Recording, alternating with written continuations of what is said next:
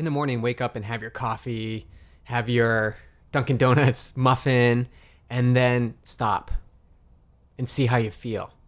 Don't just continue through your day. Like, see how you feel. Does it feel good? Are you feeling peppy? Are you feeling excited for the day? And then go the next day and have a big fat green smoothie. Sip that thing down and then see how you feel after that. Do you feel energetic? Do you feel clear? I bet there's a big difference in those two meals. And eating healthy is very, very simple. Check in with how you feel and look at your plate. Is it colorful? Are you eating the spectrum? Is your plant-based plate filled with plant-based cupcakes? Like, that's not a balanced diet. That's a sugar diet. You can be an unhealthy, quote unquote, plant-based person or a vegan, or you can be a really healthy one. So think of yourself. This is why we use plant-based more so than vegan, because plant-based is a constant reminder that the foundation of my diet is plants.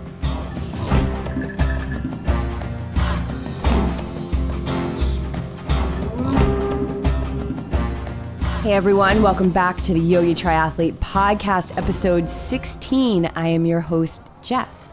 And every week it is our intention to bring you the stories of people who are looking, finding, and living their purpose to help inspire you to live out your dreams, to seek out your purpose, and to learn how you can conjure the courage every day, sometimes every moment, to see it all through to fruition.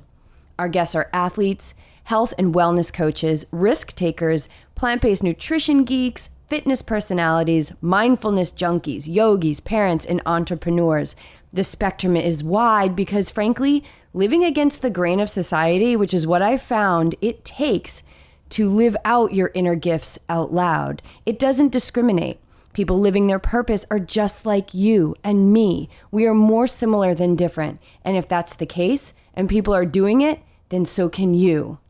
We hope you're finding this podcast to be helpful, motivating, entertaining, and in the case of today's installment, educational. But before we dive into episode 16, I am here to officially remind you that you not only have the right to live your purpose in this life, but you have the right to get yourself entered to win a free pair of OOFOS recovery shoes in our August giveaway. Biomechanically engineered to alleviate the foot stress and soreness caused by your daily grind and training regime, these shoes are changing the way feet live, feel, and breathe. All you have to do is get to iTunes and share your YTP experience with the world. Leave us a review and get yourself in the running to win a pair of OOFOS and get yourself walking on cloud 9. All right, now on to the show. In today's installment, I bring you our August edition of Ask the YTs, where each month we take your questions and answer them for you to the best of our ability. We share our perspectives openly and honestly, and today we dive into what many people think we can't do, what many people are skeptical of, and that is thrive on a plant-based diet. Now understand, we're not doctors, we're not dietitians, we're not nutritionists, but what we are two people who are in fact thriving in all aspects of our life on a plant-based diet. And when I say I mean we, myself and my love, today's co-host, my soul partner, my training partner, and fellow risk taker, BJ. Welcome back, babe. I'm so happy to be back. We haven't heard from you since we recorded the detachment episode after you missed Ironman Lake Placid due to a violent stomach bug. So why don't you just, before we jump into our first question, just tell everyone how you're doing and how your training's going. I am alive and well. Let's just say that. So Placid, that was quite the experience. And if you haven't seen the detachment video that I posted or listened to our podcast, I highly encourage you to do that. It was quite a practice in detachment, patience, and really letting go of some things and keeping a clear focus. So I learned a lot from that experience. And today, as I sit here, I'm 100% healed up from that and have refocused myself on Ironman Louisville, which is October 9th, exactly 7 weeks from this past Sunday, and the day after Ironman World Championships in Kona. So, I thought that I would take a week or two after we left Placid to kind of regroup, but it actually knocked me down harder than I thought, and it took me a while to ramp back up, and I'm still trying to ramp back up. So again, detaching from Ironman Louisville, I've signed up and I'm focused on it and I'm going to train hard, but detach from what the outcome will be. And I just want to get out there and race. And when you can minimize your goal like that and just one thing at a time, I just want to race. I don't really care about anything else. So I'm working towards getting fitter, getting back into training, getting on a routine or sort of routine as best it can be on the road, and focus on Ironman Louisville. So we had to change course slightly for the Ride the High Vibe tour, and we'll be hitting Louisville for the October 9th Ironman. Yeah, man, I'm fired up about that. And I'm going to see if I can make some connections there and teach some free yoga to the athletes, and maybe set up some interviews and just see how we can serve while we're there. So we're fired up from that. And I just want to say, I think a whole other podcast, if anybody's interested in this, is how we are both, but especially BJ's getting in this training on the road. It really takes discipline to a whole new level. And I'm pretty impressed with what you've been able to do. And I know you're really kind of pushing through the workouts because your body's still getting back. I know you said you're 100% recovered, but I'm not 100% sure about that. I think you're still rebuilding your fitness, and but you're doing great. And it's just, I'm so psyched to see you off the bathroom floor and back on the show with me. So let's dive right in, right? So we had an interview yesterday with someone, and I'm not going to reveal who that was. She's pretty awesome, and she'll be coming up in an upcoming episode. But one of the things that she touched upon, which I really loved, was this idea that if we're living like this plant-based lifestyle, that we need to always be healthy, that we need to always be, without fail. And the thing is that, the human body is still fragile and things happen. So yeah, you got sick. I don't think it's a reflection of eating a plant-based diet. I don't think that we can pretend to have any kind of perfection. But what I do feel that we're doing, I really feel like we're thriving on this. I see it in our recovery, and I feel that you bounced, from that sickness. It was pretty violent. And I think that the food that you had in your stomach and your composition helped you through that a lot. So our experience is that this is the best diet for us. We've got a lot of people who are curious about it, but there's no guarantees. It doesn't mean that if you switch to a plant-based diet that all of a sudden you're going to qualify for Kona or qualify for the Olympic, at the Olympic trials. But I think what it does ensure, at least for us and for pretty much everybody we know who's on this, is that your recovery is quick. That for me, I can't remember the last time I got sick, and that I just feel energetic all the time. And more clear focus. I feel like after the sickness, I let things ride a little bit, and then I came into focus. Okay, what do I need to do and what is possible? We threw around a few potential races and objectives, but when all was sorted out, I felt like we had a clear path to what we can pursue. And I feel like the plant-based diet keeps me light and keeps me on my toes and keeps me awake and ready. Yeah, and for me, I dealt with a lot of frustration and just downright anger issues. I really did, back in the day before my transformation, and even during my transformation as this stuff was being released out of me. But what I can say is when I stopped eating the animals, I did notice a significant change in that. I mean, I'll just use the word violence, in that violence that was within me, that, it was not uncommon for me to punch a wall. I mean, that's the way that I released energy. And she did. Yeah, and I did. Or pull the car over on the side of the road and hang on to the wheel and scream as loud as I could just to try and release what was in me. And once I got those animal products out of my body, everything started to calm a little bit. And I believe it was because I wasn't eating the confinement, I wasn't eating the fear, I wasn't eating the violence. So for me, that was something that really helped me thrive, switching over to the plant-based diet. And without eating those energies, I am more clear. I'm eating a cleaner, I believe, a cleaner source of food. So let's dive in talking about clean, because clean eating and all of that stuff, it's such a buzzword. So you can say, I'm eating clean and you're eating bacon. I'm eating clean and I'm eating plants. So it's relative in whatever how it's defined for you. But let's dive into the big question. Everybody wants to know, Beej, where do you get your protein on a plant-based diet? So protein on a plant-based diet, how often do we get this question? Quite often. And you read about it all over the place, and it's in the marketing. You need to drink milk because it has protein. You need to have meat because it has protein.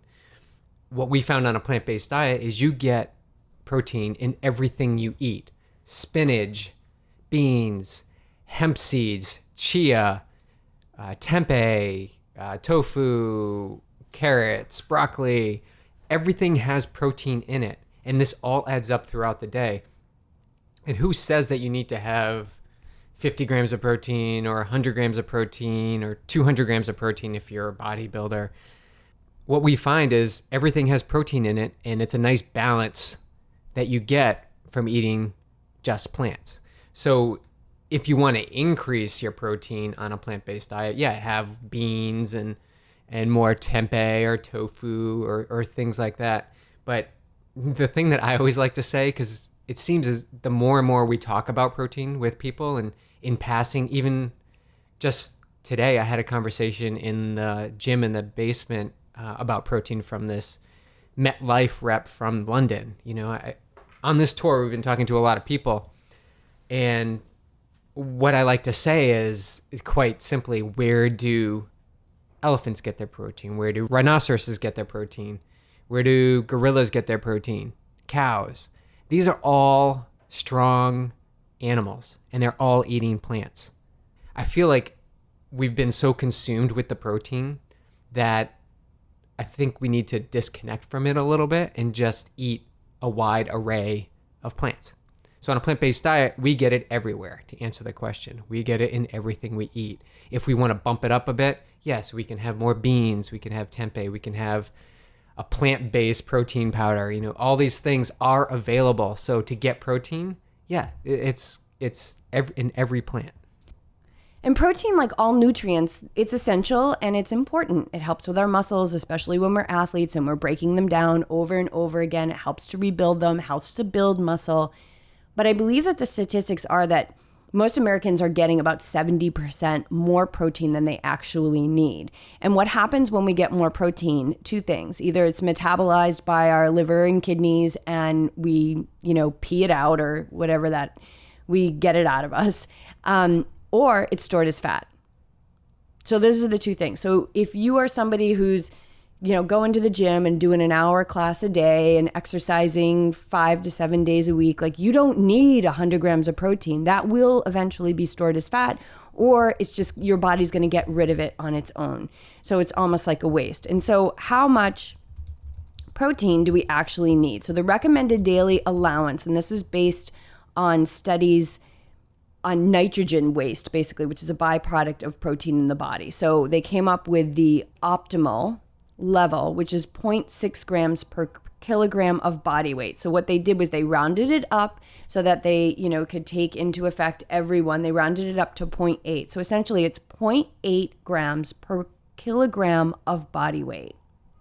And this is the equation that will give 95% of the population what they need. It should not be considered a minimum. It should be considered the optimal amount. And if anybody is scared about having a protein deficiency on a plant-based diet, number one, I get you. I totally get you.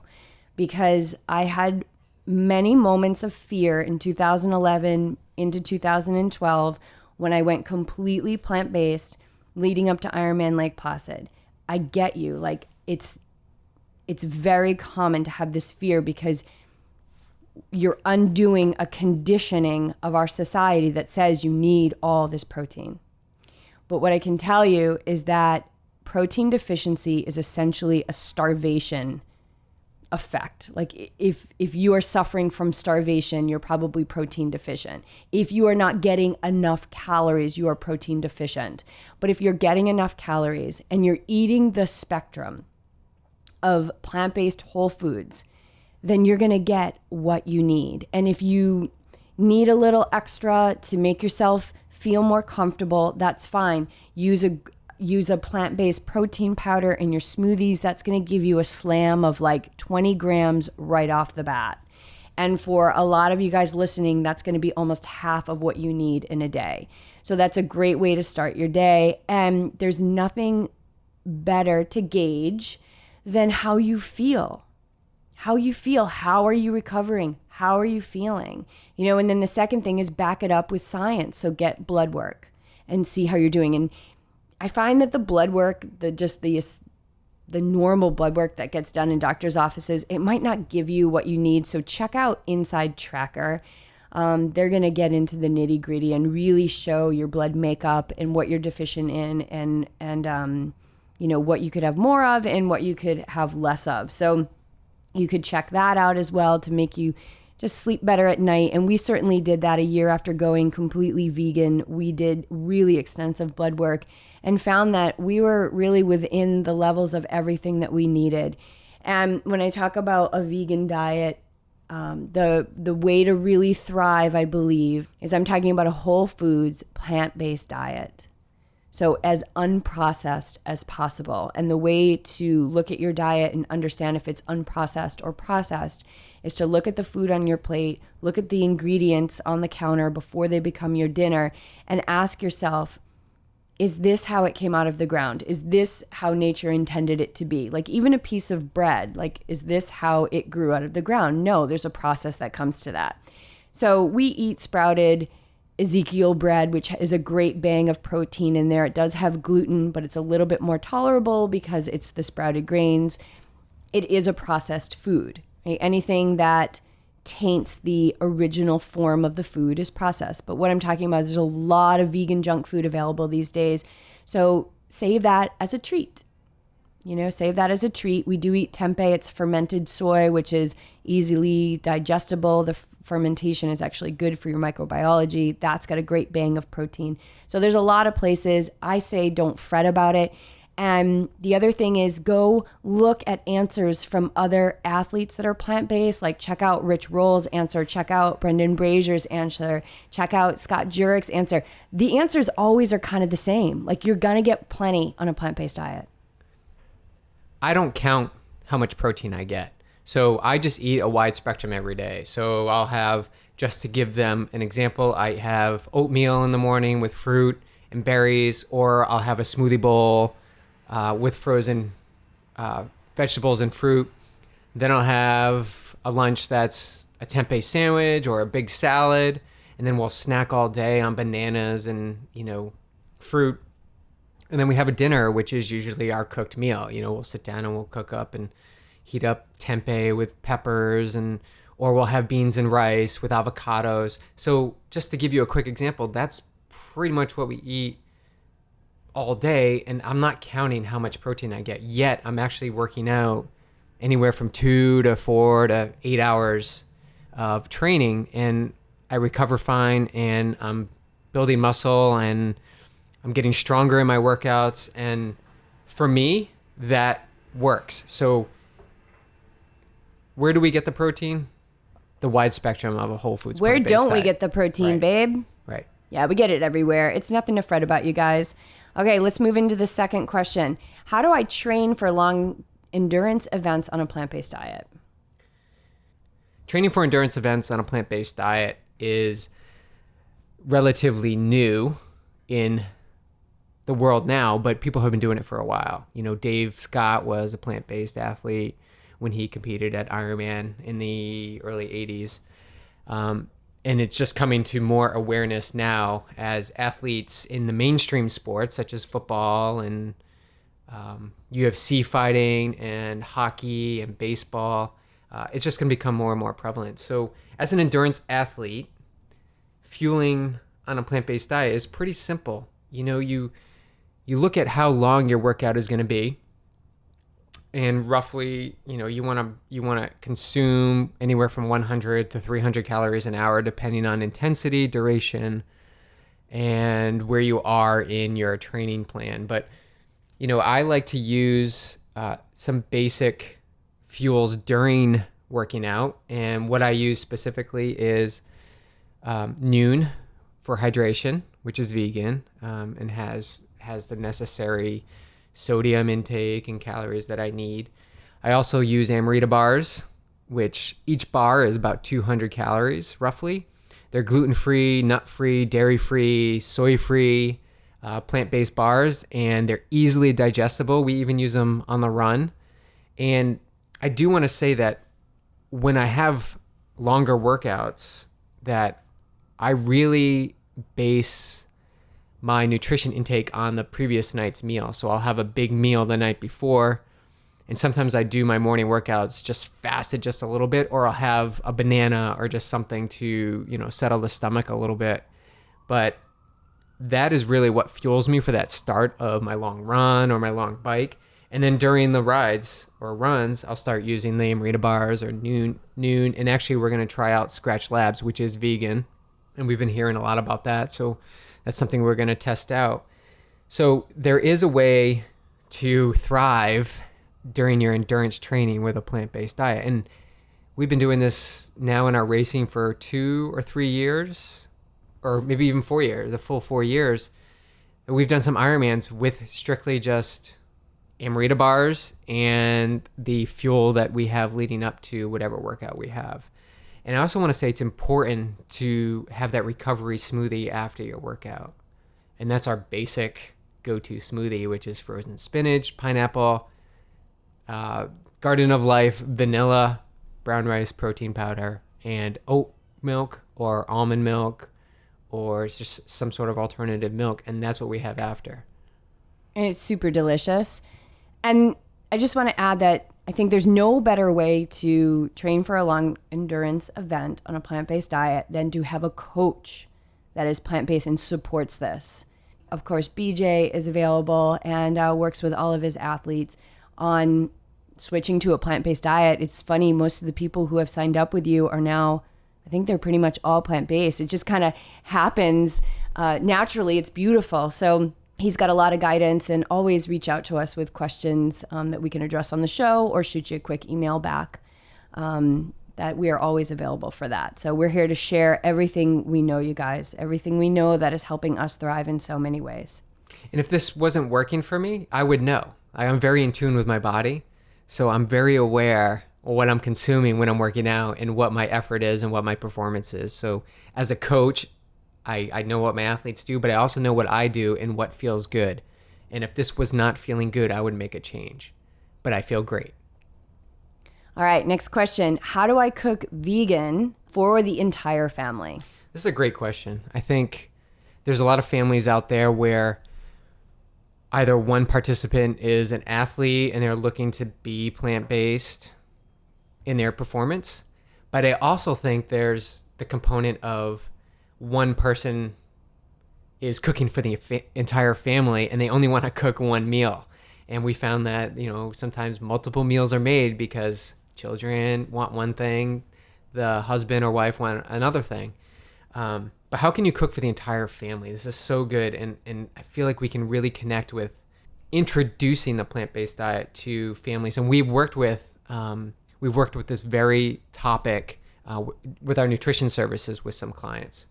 Introducing food slowly to the family, I think, is a good introduction point. So start stocking the cabinets with fruits and vegetables and base meals. So what I mean by base meals is what can everybody agree on? Brown rice, quinoa possibly, pastas, some sort of base that you can always cook up a large amount, put it in the fridge, and you can just add things to it to satisfy the needs of whatever family member needs. So, for example, if you have quinoa, you have a whole big bowl of quinoa in the fridge, you can simply just bring it out, warm it up a bit, add veggies for those that want the veggies, add broccoli or carrots and beets or whatever it is that you want. But then if your kids want something else, use that base. It saves time, it's still healthy, and they can still transition a little bit to having that base that everybody can share. The other thing I want to talk about is keep one night where you're making a plant-based meal. So as a family, agree upon maybe Monday night, in conjunction with Meatless Monday. Maybe you guys all decide that, for the month of September, as school ramps up, every Monday night, we're going to have a plant-based meal. And you can come together with a simple recipe and explain to your family what are the benefits of having everything that's in this meal. The other thing is cook vegan for breakfast and lunch, and dinner is the option of whatever they want to eat. So now you're, 75% of your day, you're eating plant-based, but then there's that small portion that you're still getting what you want. And slowly we found that your taste buds change and you actually start to gravitate to what those first two meals were. So, we personally crave kale, we crave big salads, we crave bananas, and that hasn't always been the case, but because we've introduced these foods to ourselves over time, this is what we crave. And then sharing cooking responsibilities. I think that's a big one. Kids want to be involved in the cooking process. So how can you do that on a daily basis? Or maybe it's just that one night where you're all cooking that plant-based meal. Bring the kids in. Let them chop up the veggies. Let them throw it into the pot. Let them pick a sauce. Maybe the whole thing is, here's the meal, and you get to pick your own dipping sauce. So those are some things that we've talked about, which have helped some of our clients introduce plant-based nutrition to their families. We're currently working with families as well as athletes on this very topic. There's so many great documentaries out there that you guys can have a movie night with the family. Forks Over Knives is a fantastic place to start. That movie has had great effect on many people. It's really well done. If you haven't heard about it, definitely check it out. Forks Over Knives, will put a link in the show notes about this, but they have recipes and sauces are awesome. And you can make so many delicious sauces with lemon and avocado and cilantro and lime. And there's so many different sauces, like barbecued tempeh. It's so delicious. Engine 2, the Engine 2 cookbook, that's a great one. Got a lot of easy recipes in there, lasagnas and sloppy joes and all this stuff that is like the kind of all-American family meal, but you're just doing it without the meat. This can be a great access point for people and the family, is introducing some of these mock meats, which are done really, really well. The Beast Burger. There's another burger, which we need to research, but we just heard about it. It has beets in it and it literally will bleed for you. So people who really need to see oh, I like my meat bloody, get this beet burger and see if that helps. The tofu sausages, this stuff is actually really, really good. I wouldn't say eat it every single night because that's moving away from the whole foods plant-based idea, but they're great entry point for people. They taste really good. You can make homemade pizzas at home with delicious nut cheeses. Daiya has reformulated their recipe and their cheese is really good now. So check into all that stuff and whatever it takes to get them through the door, and keep peace in the family, go ahead and do that. I also recommend you go back and listen to our interview with Valerie Griffiths, because she is a plant-based mom who is transforming her home into a plant-based sanctuary, and she does it really, really well. And she's got 3 kids of all different ages, and she's got resistance and she's got people on board and she's doing a great job. So check that one out. I think it's episode 4, but we'll put a link in the show notes to that as well. All right, moving on. How do I know if I'm eating a balanced diet once I start eating a plant-based diet? So a few things here. You touched upon one, which was a blood test. So definitely check out Inside Tracker. It's a great service. I've had athletes use it before. Definitely, as you do in training, get a baseline. So get your blood work now and then work on a plant-based diet, check in a few months and take the blood test again. And you'll find most likely that nothing has changed, or you've actually improved upon your cholesterol levels and blood pressure and all these markers that will show that what you're doing is working. Another thing is, we say this for everyone, and I use it in training, I use it pretty much everywhere, is check in with yourself. What do I mean by that? So in the morning, wake up and have your coffee, have your Dunkin' Donuts muffin, and then stop and see how you feel. Don't just continue through your day. Like, see how you feel. Does it feel good? Are you feeling peppy? Are you feeling excited for the day? And then go the next day and have a big fat green smoothie. Sip that thing down and then see how you feel after that. Do you feel energetic? Do you feel clear? I bet there's a big difference in those two meals. And most importantly, what we like to say is check in with yourself. And it's as simple as just after you eat, sit there, breathe, see how you feel, see how you truly feel, and then make a decision as to how you want to pursue the rest of your day. Do you want to continue to eat like you're eating and feel like crap, or do you want to feel vibrant and energetic? And that's probably the simplest thing we can recommend. I know you say that all the time, like, just see how you feel. And you say that to me, especially when I'm, wigging out on nuts. Like, I'll have a few nuts and you're like, do you really remember last time how you felt? And I'm like, oh yeah. Like, I got nut gut and it did not feel so good. I know. Right? Yeah, like to go in, they're so good because they're salty and you go in with a big handful. Next thing you know, you've got 12 nuts in your hands, then they're in your mouth. And you're not chewing because they're so good. You're like not chewing them fully, and then you're putting more in. Now you got 24 nuts in you. Like, that's a ridiculous amount of fat and calories and protein. And it's like, it's not potato chips. So it's always bringing mindfulness into it. And understand that our minds are there to analyze and compare and to think and to do all of these things to keep busy. That's what the mind is there for. This is how it works. It's awesome in that way. But remind yourself over and over, whether it's a sticky note on your refrigerator or your computer screen at work, like, eating healthy is very, very simple. Check in with how you feel and look at your plate. Is it colorful? Are you eating the spectrum? Is your plant-based plate filled with plant-based cupcakes? Like, that's not a balanced diet. That's a sugar diet. You can be an unhealthy quote unquote plant-based person or vegan, or you can be a really healthy one. So think of yourself. This is why we use plant-based more so than vegan, because plant-based is a constant reminder that the foundation of my diet is plants. And then if you add in whole foods, I eat a whole foods plant-based diet, well, that's really going to keep you accountable. So look at your plate. Is this representative of a whole foods plant-based diet? And it's not about deprivation. Like, my whole world of food opened up so wide and endless when I turned plant-based, because everything kind of goes together and the colors are intoxicating and the food is amazing and it requires you to chew.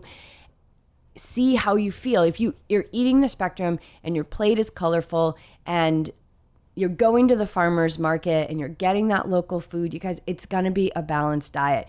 Nothing is going to tell you better if you are in balance than checking in with yourself, how your body feels, how your mind feels, how are you moving through the world? And then back it up with blood tests and just see what that looks like. But don't overcomplicate it. Keep it simple and understand your mind's going to want to overcomplicate it, but you don't have to listen to that. It's very, very simple. And I also want to mention, just keep in mind, I haven't always, and maybe the story is different for you, but I haven't always been like this. Like, growing up, I didn't like vegetables at all. Like, my mom would make meatloaf and it'd be frozen string beans, I think, and peas, and I would not eat that stuff. And things have transformed over the years, and you're looking at me today at where I am right now. So the point of this is things can change, and some people are on a different schedule, and trying to really force a plant-based diet or a balanced meal you may come up with some resistance. So some people are on a different timeline. So just be respectful of that and let people sort of sort through things themselves, which you do with me. Sometimes I just need to work it out, and I do, and I eventually come around, but I haven't always been like this. So the point is, things can change. All right. So how do I start? That's the next question. How do I even start? So our advice to starting your change towards a plant-based diet is to change one tiny thing, one small thing. Changing a small thing is better and more sustainable for the end goal, which is to move to whatever your looking for, which in this case is to be plant-based. Adding in a green smoothie once a day. Don't remove anything from your diet, just add in a green smoothie. We have recipes on our website. You can stop at a juice bar. There's plenty around that you can find. But change one small thing, and it can be anything. So I mentioned a green smoothie, but it could be drink an extra glass of water. Or during your meal at night, start with making the base plants and then add in your meat or chicken, whatever you want to do as the secondary or third option. So start with something small. Most people can't do things overnight. They need a steady progression and consistent pattern to make that change. And so adding one small thing to your diet will definitely help you make that change. Also, continue to be curious about foods. What I like to see is pick a food, oranges. So you want to add in oranges. Find out about oranges. Why are they beneficial? What can I get from having oranges now in my diet? Or what can I get from grapefruits or bananas? And be curious about these foods. Understand why you're eating them. I think making that connection, again, will help move you towards a plant-based diet that will be sustainable and be part of your lifestyle, because that is the point. You want it part of your lifestyle. You don't want it to be separate. You want it to be ingrained in what you do every day, when you wake up to when you go to bed. Everything should be focused on how you feel, how you perform, and be in tune with that with the foods that you put in your mouth. Another option is to substitute one meal per week with a plant-based source protein. So if you normally have meat every day, or meat, chicken, fish, maybe one of those days you substitute it with the Beyond Meat burger, or you do a black bean burger, or just something different. Most restaurants now offer black bean burgers. We see it all the time because it's pretty much what we order in the traditional restaurant. But just try it, because you can still add your ketchup and mustard or barbecue sauce, whatever you want on it. But now you're just introducing something that is quite tasty, but it's not meat. So these are just simple ways that you can start introducing things into your routine that are plant-based. You don't have to go all in. Just start with something small. But I just want to speak to the people who go all in. If you're an all in kind of person, then go all in. Like, load up on your mock meats, whatever it is, your nut cheeses, all the whole food plants and grains and all of that, and go all in, because what's going to happen with the go all in person is you're going to feel the effect really, really quick. If you're concerned about sustainability, all those tips that BJ gave are so good. And I love just starting with the green smoothie because it's totally delicious. Start with the recipe that we have, which is pineapples, spinach, a scoop of vanilla, Garden of Life protein, and oat milk or hemp milk or coconut milk or almond milk. They're all going to be delicious in it. So start your day every day with that and see how you feel. The other thing is, by introducing, whether you're going all in or you're just introducing one thing a day, you want to make it a habit, right? So Rip Esselstyn from the Engine 2 diet, he says, make health a habit. Like, make it your habit. That everything that you're doing in your life, it's like, is this health promoting or health diminishing to me? And then you realize that you have the power of choice. And then you realize that you're the one that might be making yourself feel bad, or you're in charge of making yourself feel great. So checking in with your energy levels. I love the green smoothie. The other thing is, if you want to move over to this plant-based way of living and you're going to do it small, stock your house with healthy foods. Like, if you're going to do it small, if you're not an all-in person and you're going to have meat a couple times a week or your eggs a couple times a week, I say don't stock up at the beginning of the week. Like, go to the store that day if you're going to get your chicken or your meat, because then you're going to have to make an additional choice. If it's already in your fridge, you're going to make it. But check in. You might not want it. You might want to take a bigger step than you think. And the routines. So when you start this green smoothie, do it every single morning for a week. Like do it every day. Just keep it really simple so you don't have to think about it. Okay, I'm going to get up, I'm going to have my green smoothie. And it's not that expensive if you take it and you budget it out. It's actually not that expensive to do this green smoothie. And educate yourself. So back to the documentaries. So knowledge is power. And BJ was saying that about I love that with the oranges. Like, what does this orange have to offer me? And it puts more meaning into what you're putting on your plate and what you're putting into your body. And knowledge really is power. I absolutely agree with that. So anything else on that subject? Well, I was just thinking, a lot of people are not exercising because they feel lethargic after the day. You know, they're tired. It's not priority. But a lot of us want to exercise. Like, they don't have time in the morning, let's say, and they work all day, and they get home, and the last thing they want to do is exercise. They want to lay on the couch. You know, why is that? What did you have at 3 o'clock? Did you have that 3 o'clock coffee, and you pushed through that final 2 hours of work, and then you crashed? Think about adding in the green smoothie in the afternoon, and then go and work out. Yeah, it's okay to have 2 green smoothies a day. We do. Quite often we crave it. They're so yummy. You want to chew, but the green smoothie is a great way to get the nutrition into your body quick.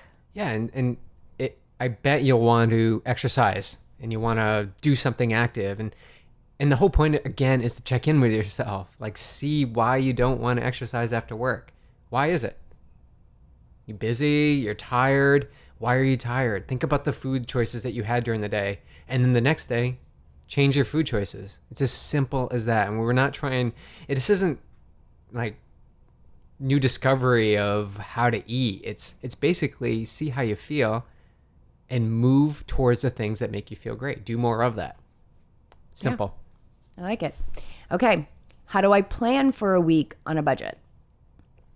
Like somebody who's just starting this plant-based lifestyle, they're like, it's a whole new habit they're creating. It's a whole new condition that they're creating in their life. So it's the unknown. So how do they even start with a budget? First off, what we found is just what you need to do is buy a few dry bulk foods: quinoa, brown rice, beans. The bulk section is going to be where you're going to get the most of your stuff. And those things, when you buy in bulk, usually don't cost a lot, and you get longevity from them. So start with those. Think about what your base meal is going to be. So quinoa, rice. Then think about the vegetables. So kale, spinach, big salads. What do you need for that? And slowly add in toppings. So carrots and beets and broccoli. But only buy those things in small quantities, because you can always go back to the store and get more. Focus your budget on the bulk of things, your really base foods. We like to buy brown rice, and we like to buy quinoa and oatmeal, oats. Everything that we have, I think we had 15 to 20 jars in our cabinets of just dry bulk that we would have on hand all the time. And when we ran out of food for the week, we had a budget. I don't even know what the budget was. And we bought our foods. When we thought we didn't have anything to eat, we had these staples in our cabinets. We had brown rice, we had beans, and maybe salsa in the fridge. Yeah, so if you top off your budget and you've got brown rice and beans, or even if you just have brown rice, go out and buy some beans. You can make an amazing meal. Brown rice, beans, maybe some fresh tomatoes or fresh salsa, and some avocado or cumin, guacamole, salt, pepper. Cumin, salt, pepper, some fresh lime. That is such a delicious meal, and it's ridiculously cheap. You can feed your whole family on that. Everybody's going to get what they need, and it's very, very cheap. So how planning on your budget, like, what is your budget? I don't even Yeah, what is your budget? We need to, you need to know what your budget is. And I think what you're going to find is when you stop buying the meat, which is so expensive, especially a lot of people who are going from an animal-based diet to a plant-based diet, right? They're looking for more health in their life, right? So what I find is those people are already eating like the quote-unquote humane meat, the grass-fed, the cage-free, and those things tend to be more expensive. When you eliminate that from your shopping trip every week, you're going to save so much money. So like BJ said, I would start in the bulk And you can just get quinoa and use that for the week and then move to the vegetables and bring your iPhone and have your calculator and use the scales, right? Do this for a couple weeks to make sure you stay on whatever your budget is. But I recently saw the statistic that on average, you're going to save $4,000 a year just by not buying animal products anymore at the supermarket. And I wanted to mention, on a plant-based diet, when you start buying more plants, you're going to realize you're not buying as much as you thought you would because the plants fill you up. And so that actually leads right into our next question. How do you ever feel full on a plant-based diet? And the thing with a plant-based diet, as opposed to an animal-based diet, is that animal products, dairy products, eggs, they have no fiber in them whatsoever, okay? And so your stomach relies on fiber to signal the brain to let you know that you're full. So how does that work? So plant-based diet is full of fiber. It's everywhere. And the stretch receptors in your stomach rely on bulk, right? So bulk essentially is fiber plus water, which you're going to get on a plant-based diet. The bulk is going to fill your stomach up because you have so much fiber in your diet. It's going to signal your brain that you're full and you're not going to eat as much. So this idea of when people say, well, I can't eat salad for the rest of my life, or I need my meat, I'm never going to be full. Well, you need your meat, and you need so much meat because you're never getting enough fiber for your brain to say, oh my God, we're full. This is what happens, you guys. So I had this aha moment where I realized, oh my gosh, this is why nobody who eats animal products thinks that they'll ever be full on a plant-based diet. And it's because you're so used to eating so much to feel full. You don't have to eat as much on a plant-based diet to feel full, right? Like many times we have the most simplest meals. Like one of our favorites is curried cauliflower over sauteed kale with some nutritional yeast. It's super yummy. And we are so full from that because of all the fiber that's in it. So you'll find that you really do get satiated from a plant-based diet, and it lasts for a long time. So I'll put a link up to a graphic, or maybe I'll even include it in the blog post that will kind of give you a visual of what I'm talking about. But you will always feel full on a plant-based diet. I can promise you that. Like you will not walk away from the dinner table hungry. On that topic with fiber, we're only getting 15 grams a day. So according to nutritionfacts.org and Dr. Greger, 97% of Americans are deficient in fiber, in the amount of fiber they need. So we can all use a little more fiber in our diets. And I think that's exactly what you're talking about. The meat, dairy, eggs, there is no fiber in there. And so many people are suffering from constipation. Like it's a really painful condition and they're suffering from it. And it really is because we're so fiber deficient. So I think what you're going to find on a plant-based diet is like you're going to be super regular, and it doesn't take that long. Like you're not going to have to bring a whole library of books into the bathroom. Like it's going to be, a lot of times it's like it's a one and done. Like you're out of there, you're on your way to work and you feel super light and you got your green smoothie and you're like ready to own the world. Like you're not walking around in a fiberless body that is literally full of shit. Right? Like that's not going to feel good. No. I don't want to carry around my crap with me all day. No. And it's like clockwork. I already got enough crap to carry around. We already have enough crap that we carry around, you guys, in our life. So let's not let it be the waste of our food. So you will feel full on a plant-based diet. All right. Moving on. Okay, let's finish this out with an email actually that we received from somebody who is switching from a paleo diet to a plant-based diet. And they're in the process of using up some of their old products. They've got some whey protein, Greek yogurt. So they're taking a little bit more of a, they don't want to waste it. And they're taking more of a small step kind of approach to it, which is fine. And the problem that they're having is they're having a lot of painful bloating and gas. And this can happen when you switch from a diet like paleo. Even though paleo does promote vegetables and things like that, it is going to be a much more fiber full diet when you get rid of the meat and the animal products. The one thing I love about paleo that we really agree on is the no dairy.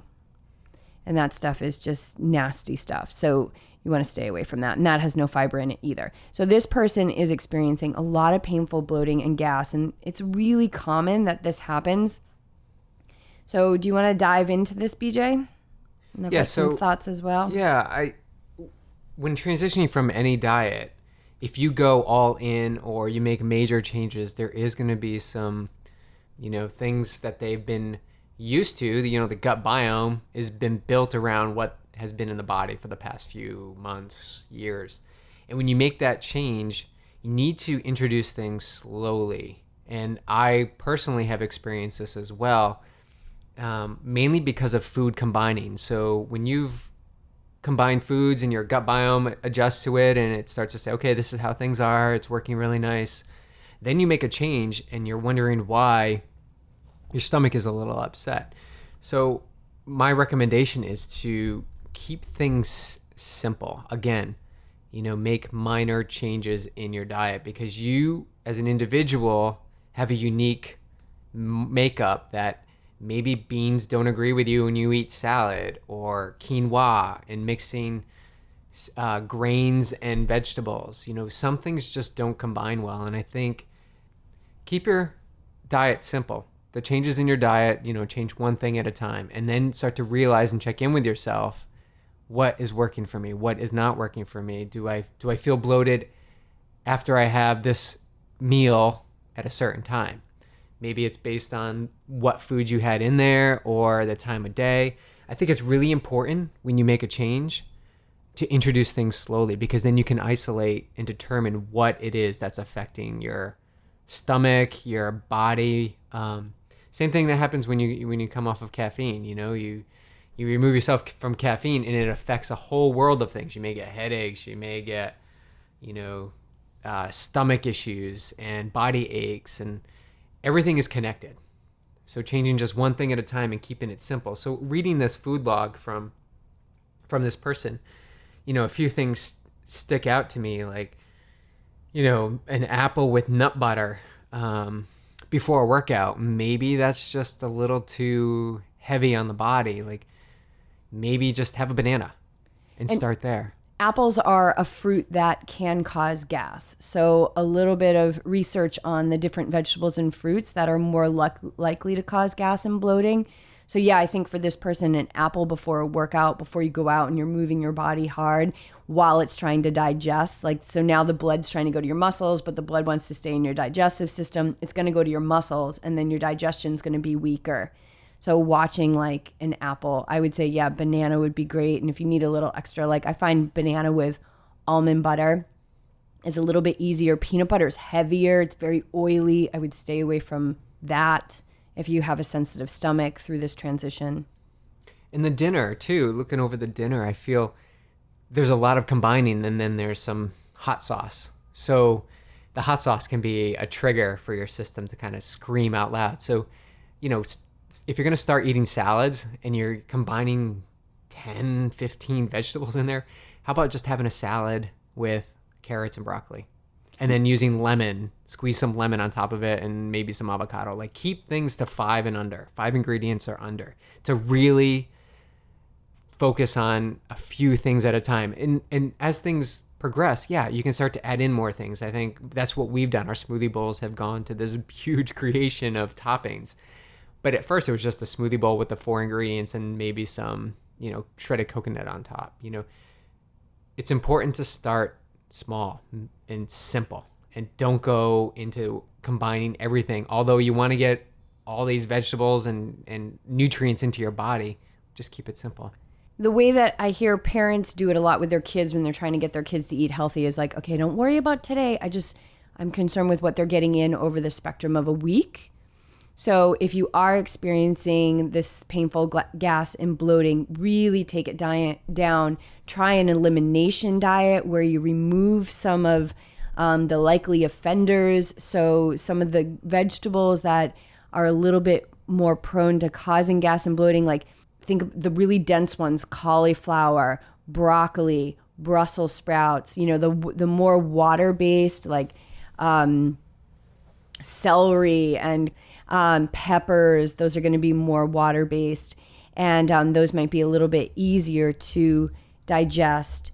So starchy vegetables, start to do some research on what it is actually that is in your food. And of course, this is something that we help our clients with as well. And it's every body is different. So let's say you're coming into this, or you're a diver in and you're diving in, and then all of a sudden you're getting this gas and bloating. Just put the brakes on, simplify everything to an extreme. Make sure you're getting in the spectrum over the course of a week. Notice which foods are causing the bloating and the gas, what you're doing before, what you're doing after. Are you asking yourself to do a workout after you eat? How close is that? So really the most digestible things, especially before a workout. Try looking into an elimination diet. And also understand that your body is going to adjust to this new diet, that it will come back into balance. So I suspect there's some microbiome stuff going on with this person, getting rid of the animal products and moving into the plant-based, that they're in a transition process in their gut biology. And keep eating the vegetables and the plants and give your body a chance to adjust. It should adjust over time. And what I always say with triathlon and training is limit the suffering. So there is a vegan supplement called Beanzyme, and we'll put a link up. And that should help reduce the bloating and the pain that you experience. So keep in touch with us, this person and all people. Let us know how it's going. And I'd say just kind of take it down a notch and really pay attention. Yes, it's simple. Keep a simple diet. I feel in a recent experience, with our smoothie bowls again, I was adding granola. And the granola, I found when I removed it, I wasn't feeling the extra bloatiness in my belly. So for me, I was just being aware of, okay, maybe all these toppings aren't a good combination. So just remove one thing here and there. So best advice is to keep things simple. When you have the urge to eat simply. Your mind is like, I want all this stuff. I want to put this in. I want to put this in. Try to find the control. That's so how your mind works. Totally. Pause and just add a few things at a time. And you'll come to find out what makes you feel good, what doesn't feel good. And you'll be surprised. The foods that you really love, a lot of, might not be the best option for you. Absolutely. That's great advice. I'm going to put a link up to our Simply Kale salad, because that's like literally a one main ingredient. And then we use nutritional yeast and stuff. I love that salad. It's super yummy. And if you threw avocado and lemon in there as your dressing, as opposed to using the apple cider vinegar and olive oil, that's like, you're getting so much there. It's awesome. So I'll put that up in the show notes. And I think that's it. Those are all the questions that we had. If you were hoping that a question was going to be answered and it didn't get answered, well, send it in. You should have sent it in. So send it in and we can address it on next month's show, Ask the YTs. And I think that's it. So thank you so much for being here, Beej. And I want to remind everyone to get to iTunes and leave your review if you're finding this to be helpful. We only have like a week or so left, not even, in this month. So go ahead, get yourself in the running. I don't know if we've had any reviews left this month yet. So, you could be the one and only lucky winner. And BJ, I've been talking about the OOFOS. What do you think of the OOFOS? So I never, ever thought I would wear flip-flops. And these aren't your typical flip-flops. These are so cush. And I wear them all the time. I don't even think I wear my sneakers to work out, and that's basically it. I own 2 pairs of shoes now. I own my running shoes and I own OOFOS. I don't have anything else. So minimizing here in our life, those are the 2 most important things I have right now. And I wear them out all the time. I wore them last night to dinner, our night out at Candle 79. But the OOFOS shoes are so comfortable, great for recovery. I've been working with a little bit of an arch issue on my right foot, but when I'm wearing these OOFOS, everything just seems to melt away. So I highly recommend leaving a review so that one person can win those shoes. Yeah, they're super awesome. So thank you so much, you guys, for sending in your questions. and keep them coming. Keep sharing the podcast with your friends and family. It's growing every week because of you. You guys are creating the content, and we have some amazing guests lined up in the queue. So we'll check in with you next week, you guys. And remember to always, BJ, take us out. Ride that high vibe.